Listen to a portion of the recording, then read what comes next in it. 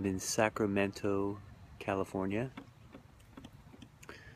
staying with some beloved friends of mine, some longtime, dear, beloved friends of mine. And look what I found here.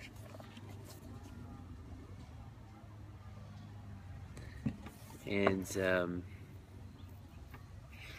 I was driving along Interstate 80 in Northern California a couple days ago. And in driving on that highway, I recognized and realized that so many of the pieces from this book came or were inspired by places just off that highway.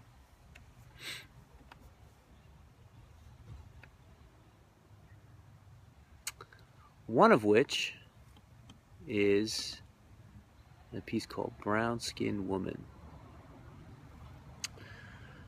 Interestingly enough, I would say that the letters and messages I get in response to the book, that's probably the second most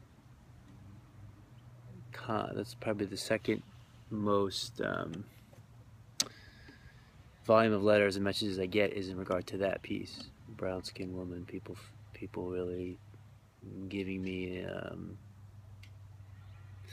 gratitude and appreciation, and how it touched them to read that piece, and how it made them feel worthwhile and acknowledged. Number one, the one I get the most messages about, is the piece called Love is the New Religion, which became a bit of a viral sensation. People made YouTube videos about it and changed the words to it and did all sorts of things with it. But that's probably number two. And I realized it's number two, and I don't think I've ever even shared it anywhere. On Facebook, on anywhere on the social networking that I do. So I'm going to share it now. And so there's a chicken over here that I'm noticing. It's catching my attention a bit, but you're more important than a chicken, so I will stay focused here.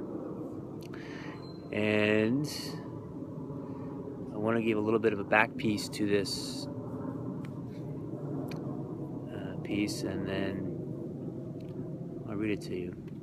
So when I was riding on Interstate 80 a couple days ago, I came across an exit for Texas Street in Fairfield, California.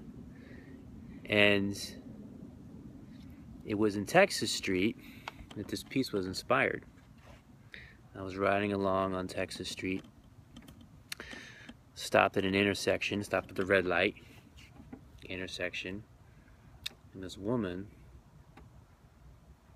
walks in front of me, sitting in my car, and just encountered her for, what, 20 seconds? And I felt like I could feel not just her story, but generations of a story, just in the way she walked, in the way she moved, her aura, her energy, the way she carried herself, her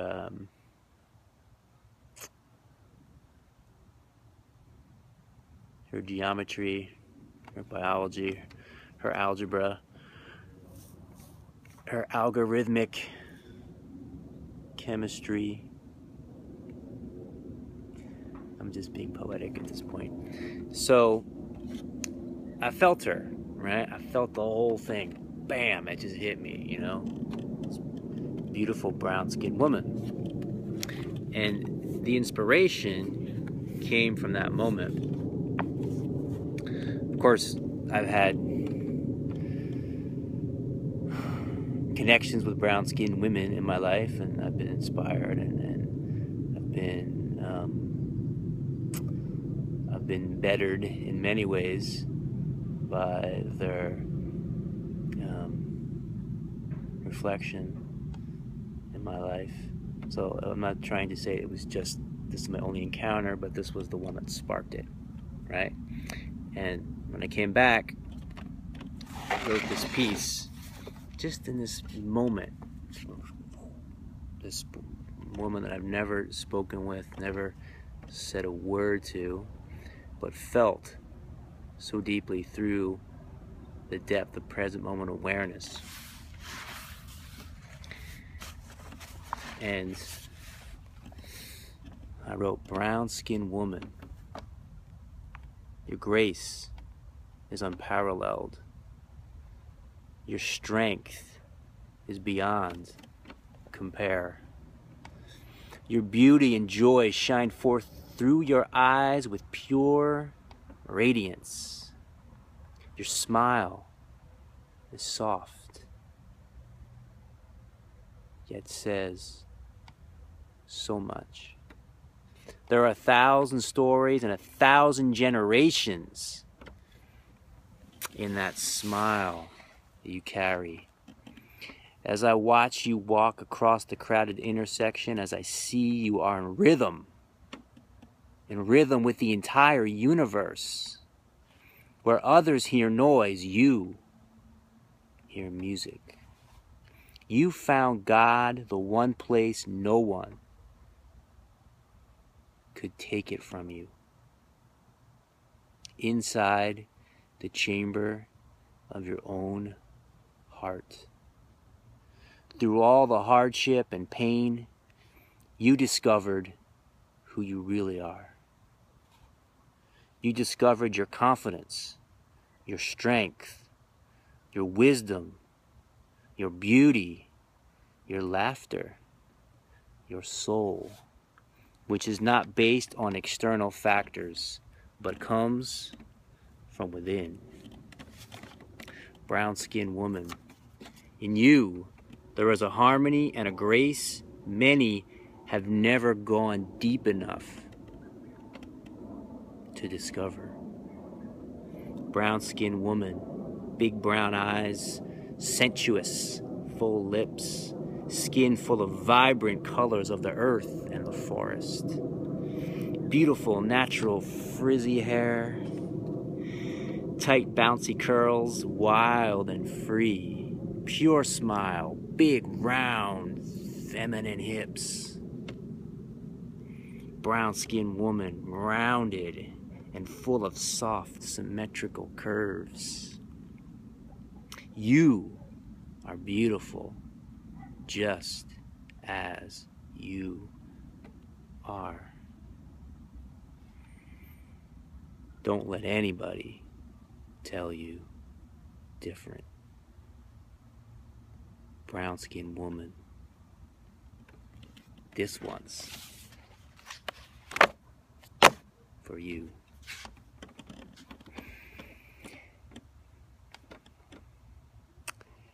It speaks to something inside all of us, you know, whether we're brown or green or blue or yellow or orange, whatever color we are. When we face difficulty, when we face challenges, when we face what can be perceived as oppression, when we face being belittled from an external place, when we face being seen as not falling into line with the archetype of beauty or intelligence or success, there's an opportunity there, and we all face that at different times in our life in different ways. And the opportunity is to dig deeper, to find that beauty, to find that sense of self-worth, to find that sense of self-love, to find that sense of self-realization, to find that sense of God realization, to find that sense of truth, to find that sense of grace. The only place that really ultimately matters, which is within ourselves. Amen.